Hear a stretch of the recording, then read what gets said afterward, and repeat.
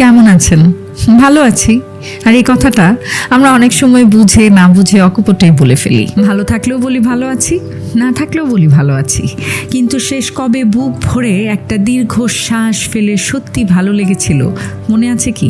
আমরা এক অদ্ভুত প্রতিযোগিতার দুনিয়ায় বাস করছি। এই মডার্ন লাইফস্টাইল আমাদের বোঝায় লাইফে সেটেল হওয়া, দামি ব্র্যান্ডের জামা কাপড় পরা বা সোশ্যাল মিডিয়ায় হাসি মুখে ছবি পোস্ট করতে পারলেই বুঝি ভালো থাকা যায়। আর আমরাও সেই ফাঁদে পড়ে সাজানো জীবনের পেছনে ছুটতে ছুটতে নিজেদের ভেতরটা ফাঁকা করে ফেলছি। কিন্তু সত্যটা হলো, বাহির থেকে নিজেকে সুখী প্রমাণ করারই যে ক্লান্তিকর চেষ্টা, এটাই হলো আমাদের আসল কষ্ট।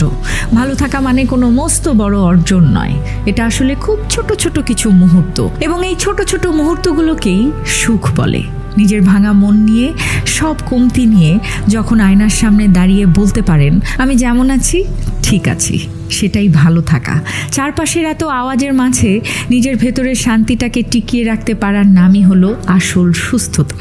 বাইরের পৃথিবীর মানুষ আপনাকে সফল ভাবে কিনা তাতে কিছু যায় আসে না, জানেন। দিন শেষে আপনার মনের ঘরটা শান্ত তো, এবং এটাই ইম্পর্টেন্ট। আজকে কি সব মুখোশ সরিয়ে নিজের মনটাকে একটু বলবেন যে আমি ভালো আছি?